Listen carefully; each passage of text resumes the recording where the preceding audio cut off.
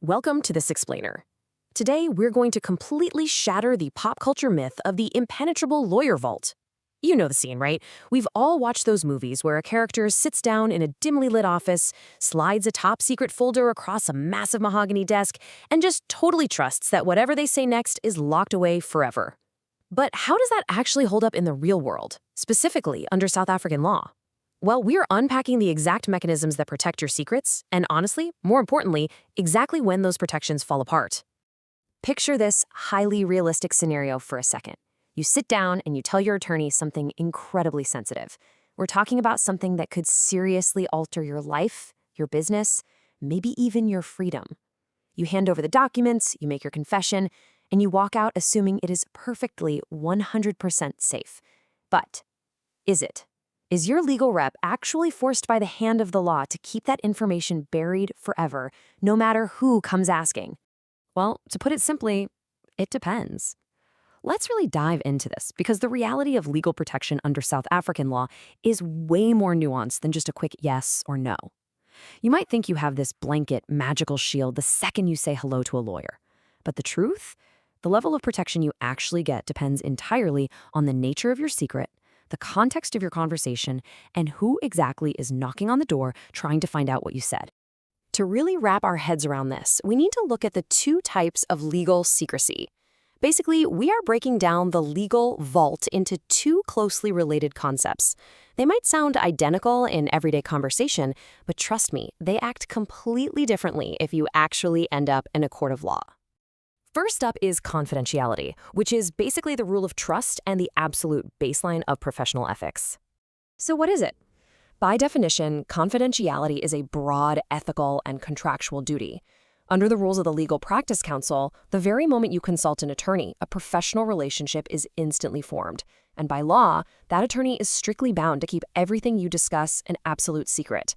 This isn't just a friendly handshake agreement. It's a binding professional obligation that literally dictates their ability to practice law.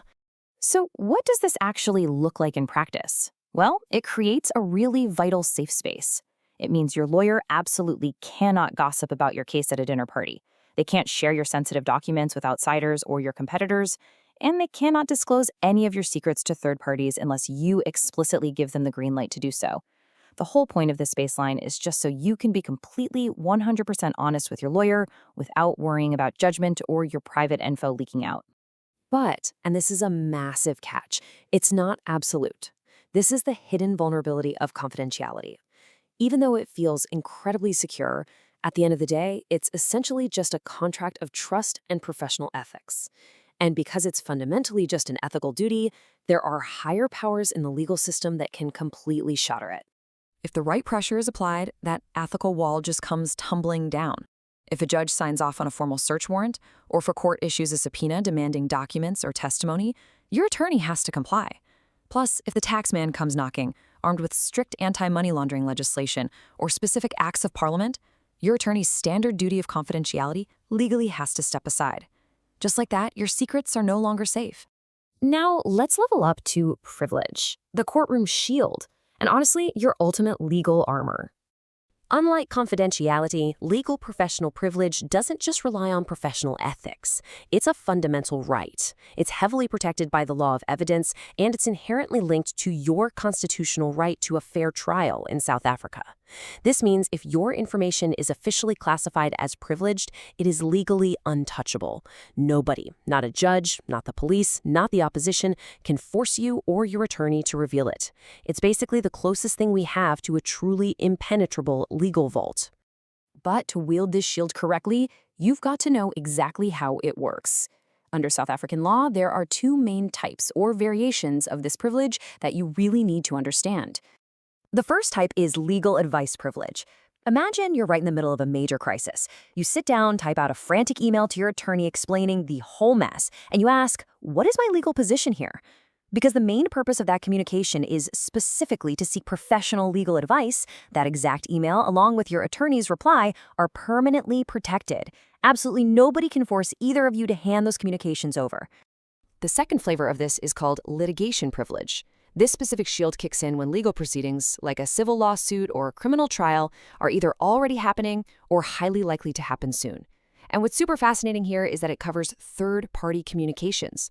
For example, say your attorney hires an independent technical expert to draft a report to build up your defense.